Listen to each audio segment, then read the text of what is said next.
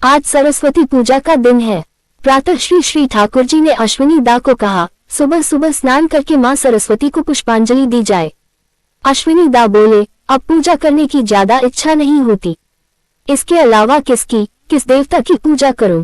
ठाकुर जी हंसने लगे, फिर अंजलि देने हेतु नहाने के लिए चल पड़े। तभी अश्विनी दा ने फिर कहा, क्या ये लोकाचार की रक्षा मात्र है? श्री श्री ठाकुर जी, बात गलत नहीं है, ये थोड़ी बहुत लोकाचार की रक्षा ही है, जिसमें अपनी क्षति तो नहीं हो परंतु समाज के लोगों का, निम्न स्तरीय लोगों का मंगल हो, ऐसे लोकाचारों या समाज धर्मों को मानना ही अच्छा है।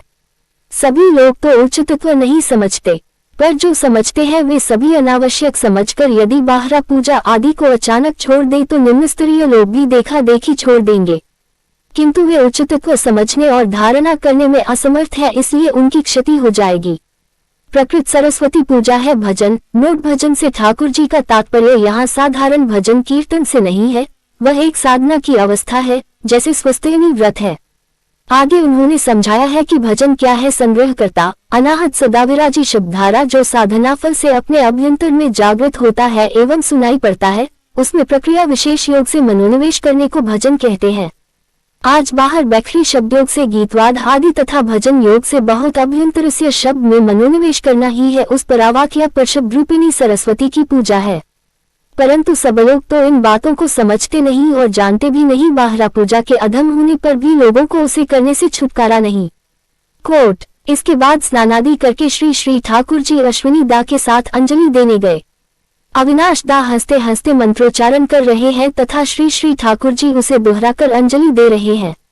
अश्विनी दा भी पुष्पांजलि देने के लिए घुटनों के बल बैठे हुए हैं, पर वे मन ही मन महामंत्र, उनका आदि ध्वन्यात्मक नाम श्री श्री ठाकुर का मात्र कर रहे हैं। सोच रहे हैं अंजलि दूं कहाँ?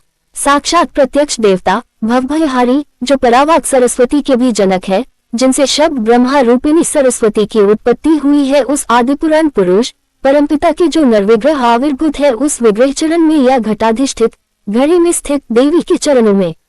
परंतु अश्विनी दा देख रहे हैं कि स्वयं वे श्री श्री ठाकुर ही तो लोक धर्म समाज धर्म पालन करने के लिए कलश पर अंजलि दे रहे हैं और उनकी आज्ञा ही शिरोधार्य है, इसलिए उन रातुर चरणों में अंजलि देने का लोभ संवरण करके उन्होंने कलश पर ही अंजलि दी।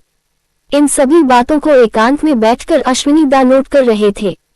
तभी अचानक श्री श्री ठाकुर जी वहां आए और हंसते हंसते अश्विनी दा को गले से लगाते हुए बोले, दे तुले दे पाल, देख भी दयाल आजी दया कोरे धोरबे, ऐसे हाल।